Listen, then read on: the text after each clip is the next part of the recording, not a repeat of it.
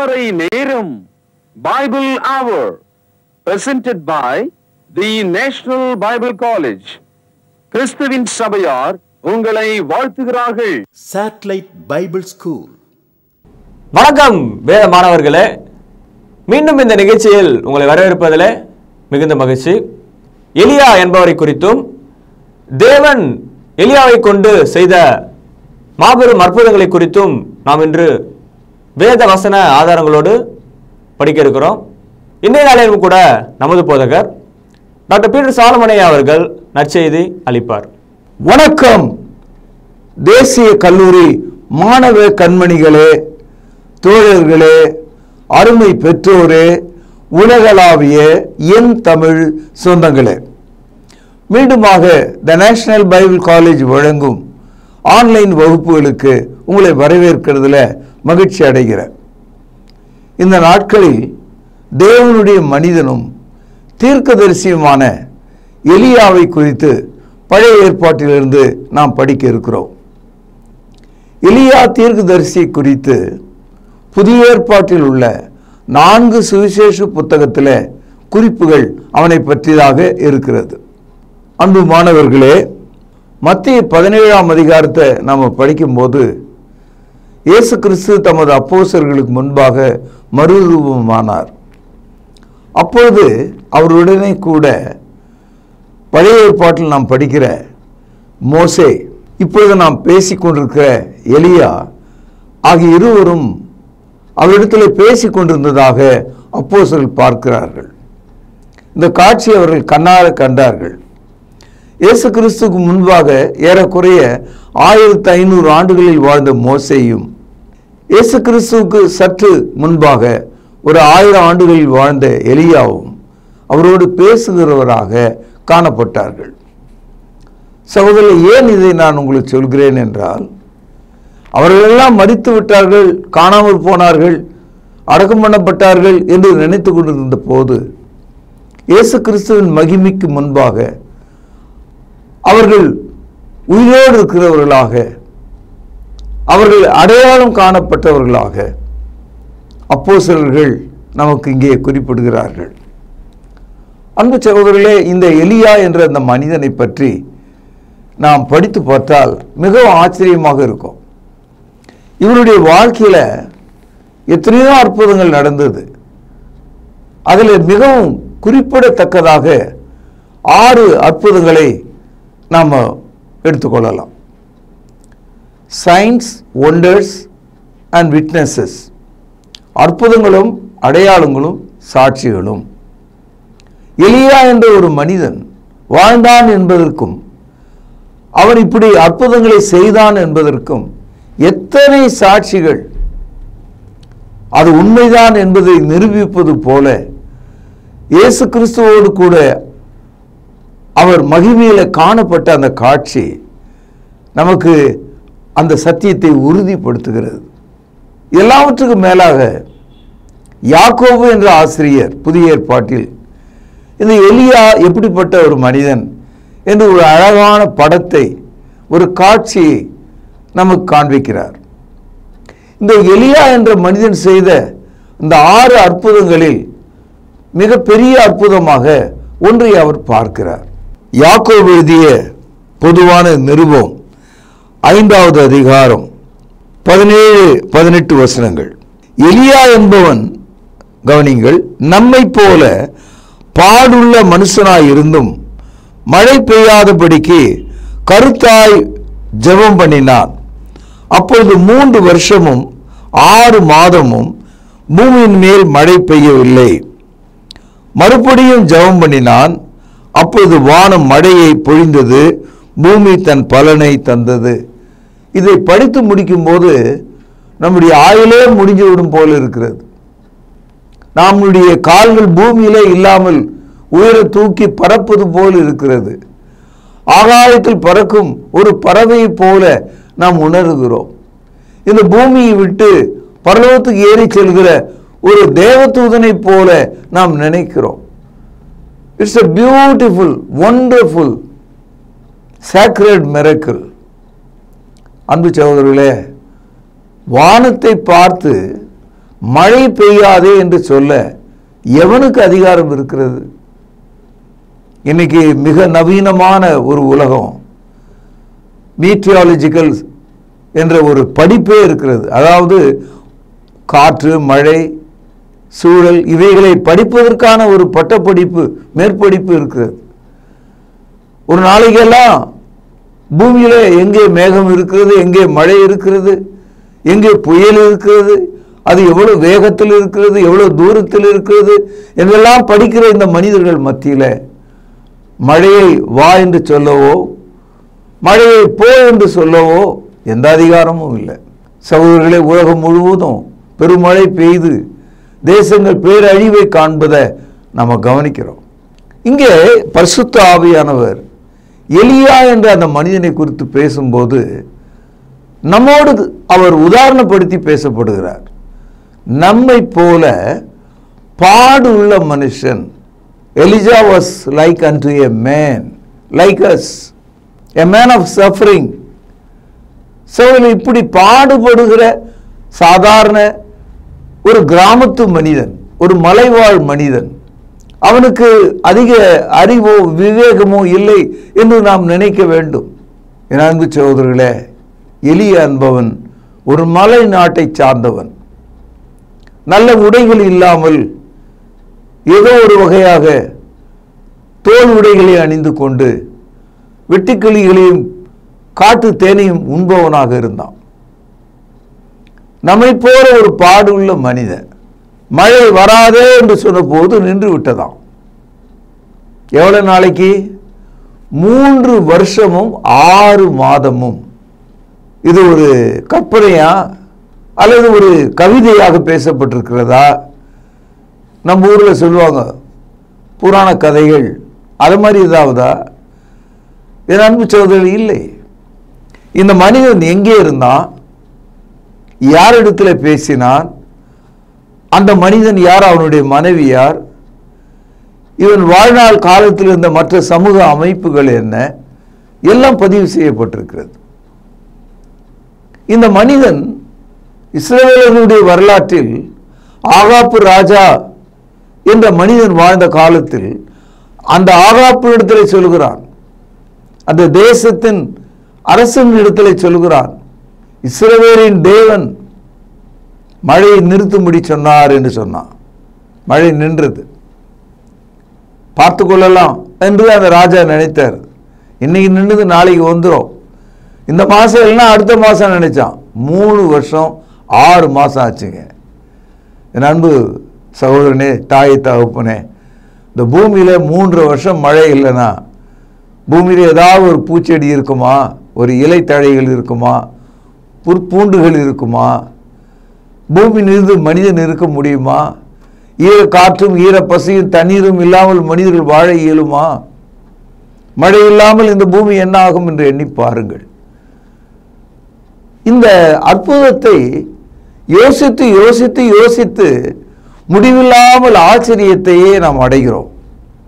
எலியாவுக்கு யார் தேவன்? எலியா யாருடைய வேலைக்காரன்? எலியா என்பதன் பொருள் என்ன? எலியா என்ற பெயருக்கு யெகோவா என் தேவன் என்று பொருளாம். Jehovah is my God is the meaning of Elijah.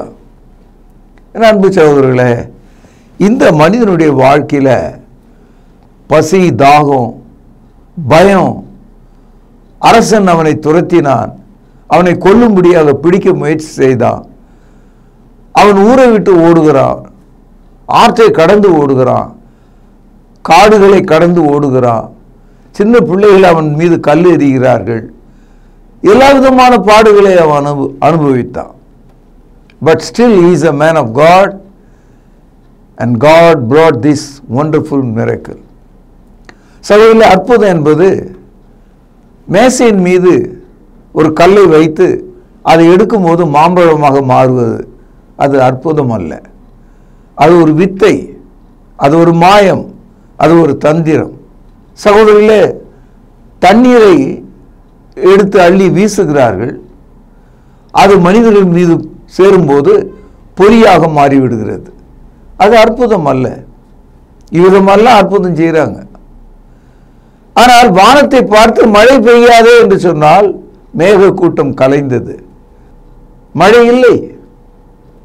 3 வருஷம் 6 மாசம் மழை இல்லை. அதே மனிதன் தேவனை நோக்கி மனம் திரும்பிய அந்த இஸ்ரவேலர்கள் மீது மழை உண்டாகட்டும் என்று ஜெபித்த போது, கேட்ட பொழுது, வேண்டிய பொழுது தேவன் அவனுடைய வார்த்தையை கேட்டு மழையை தந்தருளினார். இந்த காலையில் நீங்கள் இதை குறித்து சிந்தித்துக் கொண்டே இருங்கள். அதாவது எலியா என்ற ஒரு சாதாரண மனிதன் இயற்கையை கட்டுப்படுத்தக்கூடியவராக இருக்கிறான். இதுதான் ஆச்சரியம், இதுதான் அந்த பெரிய அற்புதம். Ordinary man is able to control the nature. He stopped the rain. When he again prayed, God heard and the rain came back. இந்த அற்புதம் நடந்து முடிப்பதற்கு 3 வருஷம் 6 மாசம் ஆச்சுங்க. எவ்வளவு பெரிய சவால் பார்த்தீங்களா? 3 வருஷம் 6 மாசம். மனிதர்கள் அதை எவ்வளவு யோசித்திருப்பார்கள் என்று எண்ணி பாருங்கள். இந்த மனிதனுடைய வாழ்க்கையில பசி வந்த பொழுது என்ன செய்வது என்று தெரியாமல் அவன் கையை வைத்து தலைநடியில படுத்துக்கொண்டான். கர்த்தர் சொன்னாரு, நான் உன்னை போஷிப்பதற்காக, உன் பசியை ஆற்றுவதற்காக ஒரு காகத்திற்கு கட்டளையிட்டேன் என்று சொன்னார். காகம் எப்போதுமே ஒரு திருட்டு பறவை என்று நமக்கு தெரியும். நேரம் பார்த்து கையில் இருக்கிறத பிடிங்கிட்டு ஓடிடும். ஆனால் அதே பறவை அவனுக்கு சூடாக சுடப்பட்ட அப்பத்தையும் இறைச்சியும் காலையும் மாலையும் அவன் தலைமாட்டிலே வந்து கொண்டு வந்து வைத்தது. இந்த அற்புதத்தை குறித்து 1 ராஜாக்கள் 17ஆம் அதிகாரம் 6வது வசனத்திலிருந்து சில வசனங்களில் நம்ம படிக்கிறோம். God fed Elijah by crows. காகங்கள் மூலமாய் தேவன் தமது மனிதனாகிய எலியாவை போஷித்தார். அடுத்ததாக எலியாவுடைய வாழ்க்கையில சாரிபாத் என்ற ஒரு சின்ன ஊர், அந்த ஊர்ல அநேக விதவைகள் இருந்தாங்க. அந்த விதவைகள் ஒரு விதவை அவளுக்கு ஒரே ஒரு மகன். இந்த பஞ்ச காலத்தில், இந்த 3 வருஷம் 6 மாச காலத்தில் அவளுடைய வீட்டில் இருந்த கடைசி மாவில் ஒரு சின்ன அப்பம் சுட்டு அவளும் அவளுடைய மகனும் சாப்பிட்டு சாக வேண்டும் என்ற நிலையில் இருந்தபோது எலியா அங்கே சென்று கர்த்தர் சொன்னபடியே அவளை சந்தித்து, இதோ எனக்கு ஒரு சிறு அப்பத்தை தா என்று கேட்டான். அவள் சம்மதித்தாள். அந்த சின்ன அப்பத்துண்டிலே ஒரு பாகத்தை அவனுக்கு கொடுத்தாள். அது முதற்கொண்டு அந்த விதவையினுடைய வீட்டில் மாவு வைத்திருந்த பானை, எண்ணெய் வைத்திருந்த கலையும் 3 வருஷ காலம், அந்த பஞ்சம் தீருகிற காலம் மட்டும் மாவும் எண்ணெயும் வளர்ந்தது என்று நாம் படிக்கிறோம். இந்த தகவலை 1 ராஜாக்கள் 17வது அதிகாரம் 18-19 வசனங்களில் படிக்கிறோம். 3ஆவதாக இந்த மனிதனுடைய வாழ்க்கையில ஒரு கட்டத்தில் அவன் தன்னுடைய கையை தலையின் கீழ் வைத்து மடித்து படுத்துக்கொண்டு, ஆண்டவரே, நான் செத்து போக விரும்புகிறேன், பசி தாழவில்லை, விரோதிகள் என்னை கொல்ல தேடுகிறார்கள் என்று அவன் கண்ணீர் விட்ட போது தேவன் பரலோகத்தில் உள்ள தூதர்களை அனுப்பினார். தூதர்கள் வந்து அவனுக்கு தண்ணீரையும் உணவையும் கொடுத்தார்கள். இந்த தகவலை 1 ராஜாக்கள் 19ஆம் அதிகாரம் 6வது வசனம் முதல் நீங்கள் படிக்கலாம். இந்த 3 அற்புதங்களும் எலியாவினுடைய வாழ்க்கையில தேவன் செய்தார். 1, காகங்களை கொண்டு அவனுக்கு உணவளித்தார். 2, விதவையின் வீட்டை கொண்டு அவனுக்கு உணவளித்தார். 3, தேவ தூதர்களை கொண்டு அவனுக்கு உணவு அருளினார். இப்போ இதிலிருந்து நாம் என்ன தெரிஞ்சுக்கிறோம்னா, தேவனால நம்முடைய பசியை ஆற்ற முடியும், நம் தேவைகளை சந்திக்க முடியும், நம்முடைய பயத்தை நீக்க முடியும். God can give a service and provide food and water and protect us. அவர் நம்மை காக்க வல்லவர் என்பதை நாம் தெரிந்து கொள்கிறோம். சாதாரண மனிதன் நம்மை போல பாடு உள்ள ஒரு மனிதன். அன்பு சகோதரர்களே, புதிய ஏற்பாட்டுக்கு வரும்போது இயேசு இதை தான் சொல்றார். மத்தேயு 6ஆம் அதிகாரத்தில் எண்ணத்தை உண்போம், எண்ணத்தை குடிப்போம், எண்ணத்தை உடுப்போம் என்று கவலைப்படாதிருங்கள், இவைகள் உங்களுக்கு தேவை என்பதை பரமபிதா அறிந்திருக்கிறார். ஆகையால் முதலாவது தேவனுடைய ராஜ்யத்தையும் அவருடைய நீதியை தேடுங்கள், அப்பொழுது இவைகள் எல்லாம் உங்களுக்கு கூட கொடுக்கப்படும் என்று சொன்னார்.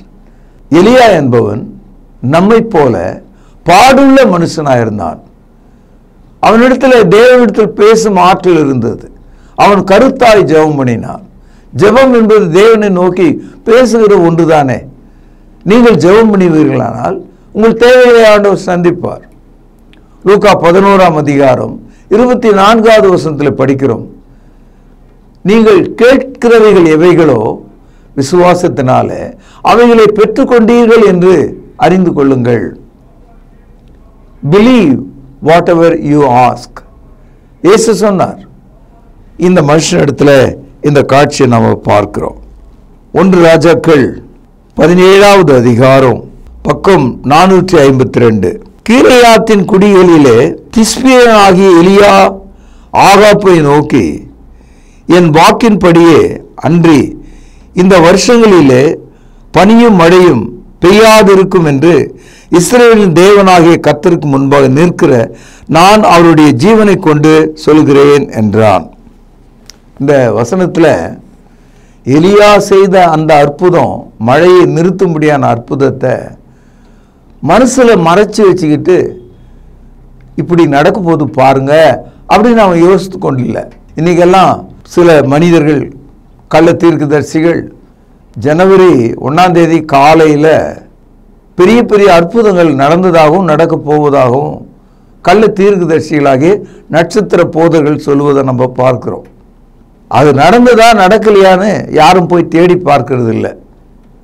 என் அன்பு சகோதரர்களே, எலியா என்பவன் தேசத்தின் தலைவனாகிய அந்த தேசத்தின் ராஜாவினிடத்தில் போய் தேவனுடைய சமூகத்தில் நிற்கிற தீர்க்கதரிசியாகிய நான் உனக்கு சொல்கிறேன், வானத்திலிருந்து மழை மட்டுமல்ல பனி கூட பெய்யாது என்று கர்த்தருடைய ஜீவனை கொண்டு சொல்கிறேன் என்று சொன்னான். அந்த மாதிரி இன்னைக்கு யாராவது உலகத்தில் எந்த ஊழியக்காரனாவது இந்த மாதிரி கையில் ஒரு பைபிள் வச்சுக்கிட்டு கர்த்தர் சொன்னார் என்று ஒரு அற்புதத்தை செய்திருக்கிறானா என்று எண்ணி பாருங்க. எலியா அப்படி செய்தார். 1 ராஜாக்கள் 17வது அதிகாரம் 14வது வசனம். கர்த்தர் தேசத்தின் மேல் மழையை கட்டளையிடும் நாள் மட்டும் பானையின் மா செலவழிந்து போகவும் இல்லை, கலசத்தில் எண்ணெய் குறைந்து போகவும் இல்லை என்று இஸ்ரவேலின் தேவனாகிய கர்த்தர் சொல்கிறார் என்றான். அவள் போய் எலியாவின் சொற்படியை செய்தால் அவனும் அவள் வீட்டாரும் அநேக நாள் சாப்பிட்டார்கள். கர்த்தர் எலியாவை கொண்டு சொன்ன வார்த்தையின்படியே பானையிலே மா செலவழிந்து போகவும் இல்லை, கலசத்தில் எண்ணெய் குறைந்து போகவும் இல்லை. எவ்வளவு பெரிய அற்புதம் பார்த்தீங்களா? இந்த அற்புதம் ஏறக்குறைய 3.5 ஆண்டுகள் நீடித்தது. 3 வருஷம் ஒரு பானையில் மாவு வளர்ந்துக்கிட்டே இருந்திருக்கு. ஒரு கலயத்தில் எண்ணெய் ஊறிக்கொண்டே இருந்தது. தேவனுடைய வார்த்தை இன்றைக்கும் பலிக்கக்கூடியதாக இருக்கிறது, நடக்கக்கூடியதாக இருக்கிறது. தேவனுடைய வார்த்தையின்படியே அந்த அற்புதம் அங்கே நடந்தது. என் அன்பு சகோதரர்களே, மனிதனுடைய மிகப்பெரிய தேவைகள் ஒன்று சாப்பாடு தான். மனுஷனுடைய வாயு தான் அவனுடைய முதல் தேவையாக இருக்கு. பிரசங்கியினுடைய புத்தகம் 6வது அதிகாரம் 7வது வசனத்தில் படிக்கிறோம், மனுஷன் படும் பிரயாசம் எல்லாம் அவன் வாய்க்காகத்தானே, அவன் மனதுக்கோ திருப்தி இல்லை. எவ்வளோ அர்த்தமுள்ள ஒரு வசனம் பாருங்க. All the labour of man only to satisfy is mouth. இந்த உலகத்தில் நாம் வாழ்கிறது எல்லாம், நம்ம படிக்கிறது, வேலை தேடுவது, வேலையில் அமருவது, எல்லாவற்றுக்கும் முடிவு ஒன்று தான், சாப்பாடு தான். அவனுடைய வாய்க்காகத்தானே. அதுக்கப்புறம் அவன் உழைத்த உழைப்பெல்லாம் போயிடும். அவன் செத்த போது அவனோடு எதுவுமே வரப்போவதில்லை. ஆனால் தேவனுக்கு சித்தமானால் பஞ்ச காலத்தில் அவர் நம்மை போஷிக்க வல்லவர். During the time of famine, God can save us and protect us. இதை கேட்டுக்கொண்டிருக்கிற குடும்பங்கள், ஆகாரம் இல்லை, போதுமான உணவு இல்லை, அடுத்த வாரம் என்ன செய்வது என்று தெரியாது, அப்பா இறந்து போய்விட்டார், எந்தவித பென்ஷனும் இல்லை, எந்தவித உதவியும் இல்லை என்று ஒரு கால் நீங்கள் தயங்கலாம், கண்ணீரோடு இருக்கலாம். கர்த்தருக்கு சித்தமானால் அவர் உங்களை காப்பாற்றுவார், உங்களுக்கு ஒரு வழியை ஏற்படுத்துவார், ஒரு உணவை அவர் உங்களுக்கு தருவார். நீங்கள் விசுவாசிக்க வேண்டும். 1 ராஜாக்கள் 17ஆம் அதிகாரத்தில் இன்னொரு அற்புதம் நடக்குது. அதாவது எலியா தங்கியிருந்த வீட்டில் ஒரு ஆண் குழந்தை, அந்த பெற்றோர் மிகவும் மகிழ்ச்சியாக இருந்தாங்க. திடீரென்று ஒரு நாள் அது மூச்சு விட முடியாமல் திணறி செத்து போயிற்று. அப்பொழுது அந்த வீட்டார் இந்த வெளியிலிருந்து வந்த இந்த காட்டு மனிதன், இந்த எலியா என்பதனால் தான் என் மகன் செத்து போயிட்டான் அப்படின்னு அவங்க நினைச்சாங்க. ஆனால் இந்த சாதாரண மனிதனை கொண்டு அந்த பிள்ளையின் ஆத்துமா பிழைக்கவும் உயிர் அவனுக்குள் திரும்பி வரவும் எலியா அவன் மீது கைகளை வைத்த போது அவனுக்குள் உயிர் திரும்பியது என்று படிக்கிறோம். இதை 1 ராஜாக்கள் 17ஆவது அதிகாரம் 21வது வசனம். அந்த பிள்ளையின் மேல் 3 தரம் குப்புற விழுந்து, என் தேவனாகிய கர்த்தாவே, இந்த பிள்ளையின் ஆத்துமா இவனுக்குள் திரும்பி வர பண்ணும் என்று கர்த்தரை நோக்கி விண்ணப்பம் பண்ணினான். கர்த்தர் எலியாவின் சத்தத்தை கேட்டார். பிள்ளையினுடைய ஆத்துமா அவனுக்குள் திரும்பி வந்தது, அவன் பிழைத்தான். அப்பொழுது எலியா பிள்ளையை எடுத்து மேல் வீட்டிலிருந்து அவனை கீழ் வீட்டுக்கு கொண்டு வந்து அவனை அவன் தாய் நிலத்தில் கொடுத்து, பார், உன் பிள்ளை உயிரோடு இருக்கிறான் என்று சொன்னான். எவ்வளோ பெரிய அற்புதம் பார்த்தீங்களா? அந்த வீட்டின் அழகான சிறு ஆண் மகன் செத்து போனான். அவன் மீது எலியா விழுந்து அவனை அணைத்து கொண்டு கர்த்தரை நோக்கி விண்ணப்பம் பண்ணினான். ஆண்டவரே, இவனை உயிர்ப்பியும் என்று சொன்னான். கர்த்தர் கேட்டார். அதனால்தான் எலியா என்பவன் நம்மை போல பாடுள்ள மனுஷனாய் இருந்தோம். மழை பெய்யாதபடிக்கு என்ன செய்தான்? ஜெபம் பண்ணினான். குழந்தையினுடைய உயிர் திரும்பும்படியாக ஜெபம் பண்ணினான். எவ்வளவு பெரிய அற்புதம் பார்த்தீங்களா? ஒரு கட்டத்தில் இஸ்ரவேல் ஜனங்கள் எல்லாரும் பாகால் என்னும் விக்கிரக வழிபாட்டுக்கு போய்விட்டார்கள். நாளுக்கு நாள் விக்கிரகம் அந்த தேசத்தில் ஊடுருவியது. அந்த தேசத்தினுடைய மகாராணி அதற்கு அடிப்படை காரணமாக இருந்தார். ராஜாவாகிய ஆகாப் ஒரு கோழையாக இருந்தான். அப்பொழுது எலியா அந்த தேசத்து பாகாலினுடைய தீர்க்கதரிசிகள் அதனுடைய ஆசாரியர்களுக்கு முன்பாக ஒரு யாகம் வளர்த்து அவர்கள் தங்களுடைய தேவனை மகிமைப்படுத்திய போது அது தவறு என்று சொல்லி இஸ்ரவேலுக்காக ஒரு பலிபீடத்தை அவன் கட்டி அதற்கு இஸ்ரவேல் என்று பெயரிட்டு கர்த்தருடைய வார்த்தையினாலே அக்னியை வானத்திலிருந்து வர செய்து தேவனை அறிமுகப்படுத்தினான், அவருடைய வல்லமையை வெளிப்படுத்தினான். அப்பொழுது எதிராளிகளாக இருந்த பாகாலின் தீர்க்கதரிசிகள் ஏறக்குறைய 450 பேர், அத்தனை பேரையும் பிடித்து துண்டாக வெட்டி போட்டான். இந்த எலியா எவ்வளவு பெரிய பராக்கிரமும் வல்லமையும் ஒரு தீர்க்கதரிசி என்று எண்ணுங்கள். இந்த தீர்க்கதரிசியுடைய வைராக்கியம் யெகோவா என் தேவன் என்பதே, யெகோவாவுக்கு நிகரானவர் ஒருவரும் இல்லை என்பதே, அவரே வானத்தையும் பூமியை உண்டாக்கினார் என்பதே.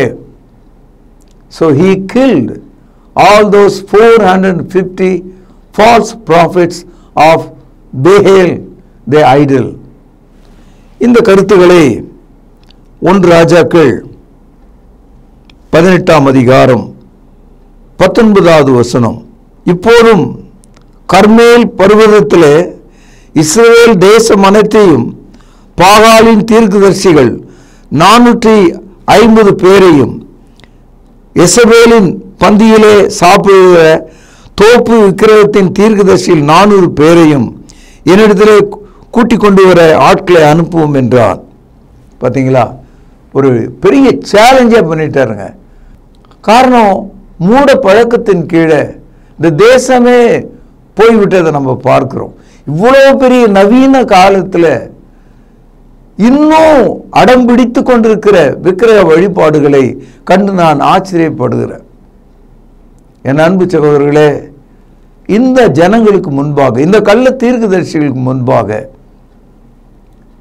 இஸ்ரவேலின் தேவனை குறித்த ஆழமான உறுதியான ஒரு சாட்சி அவன் நிரூபித்து காண்பித்தான். நீங்கள் 1 ராஜாக்கள் 18ஆம் அதிகாரம் முழுவதும் நீங்க படிச்சீங்கன்னா இஸ்ரவேலின் தேவனை அவன் மகிமைப்படுத்தின வரலாற்றை நம்ம இங்கே பார்க்கிறோம். என் அன்பு சகோதரர்களே, அன்றைய தினம் இஸ்ரவேலில் பாகாலின் தீர்க்கதரிசிகள் ஏறக்குறைய 450 பேர், இன்னும் வேறு வகையான மக்கள் அத்தனை பேரும் செத்ததுனால அவருடைய இரத்த ஆறு ஓடியது.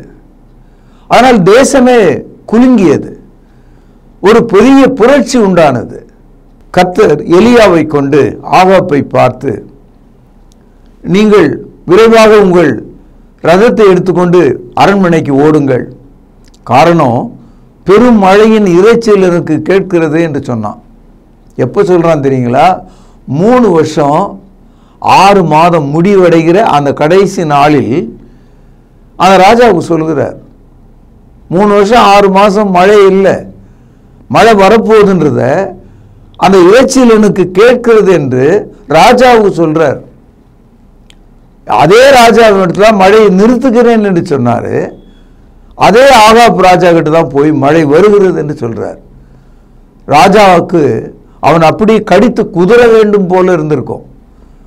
ஆனால் ராஜா இந்த தீர்க்கதரிசியுடைய வார்த்தையை கேட்டு அரண்டு போனான். அவன் தன்னுடைய ரதத்தை எடுத்துக்கொண்டு அரண்மனைக்குள் போறதுக்கு முன்னால பெரும் இரைச்சலும் பெரும் காற்றும் உண்டாகி பெரும் மழை பெய்தது. Elijah stopped the rain. Elijah prayed and brought the rain again. மழையை நிறுத்தினான், மீண்டும் கருத்தாய் ஜெபம் பண்ணி மழையை திரும்பவும் கொண்டு வந்தான். சகோதரர்களே, இப்படிப்பட்ட வல்லமையான காரியங்களை மனிதர்களால் செய்ய முடியாது. எந்த ஒரு மனிதனுக்கு இப்பேற்பட்ட வல்லமையை தேவன் தரவில்லை. எலியா என்ற ஒரு மனிதனுக்கு தேவன் அந்த கிருபையை தந்தார். அதனால்தான் தேவன் வானத்துக்கும் பூமிக்கும் கடவுளாக இருக்கிறார். அவரே வானத்தையும் பூமியை ஆளக்கூடியவராக இருக்கிறார். அவர் தமது ஜனங்களை கொண்டு, தமது மனுஷர்களை கொண்டு, தமது தீர்க்கதரிசிகளை கொண்டு அற்புதங்களை நிகழ்த்துகிறார். அற்புதங்கள் இயற்கைக்கு மேலாக இருந்தால் தான் அது அற்புதம். மிரக்கல் சொன்னாவே it must be above the nature. எந்த ஒரு மனிதனாலும் செய்ய முடியாத மாபெரும் ஒரு அற்புதம், வானத்தையும் பூமியும் தொட்டு கொண்டிருக்கிற ஒரு அற்புதம். வானத்திலிருந்து மழை 3 வருஷம் 6 மாதம் பிறகு மழை பொழிந்தது. 2 ராஜாக்கள் 2வது அதிகாரம் 11வது வசனம். அவர்கள் பேசிக்கொண்டு நடந்து போகையில் இதோ அக்னி ரதமும் அக்னி குதிரைகளும் அவர்கள் நடுவாக வந்து இருவரையும் பிரிக்கிறது. எலியா சுழல் காற்றிலே பரலோகத்திற்கு ஏறி போனான். எலியா உயிரோட மாற்றப்பட்டு பரலோகத்துக்குரிய உடலை அடைந்தவனாக சுழல் காற்றிலே அக்னிமயமான ரதங்களில் ஏறி போனான் என்று படிக்கிறோம். இது ஒரு பெரிய அற்புதம்.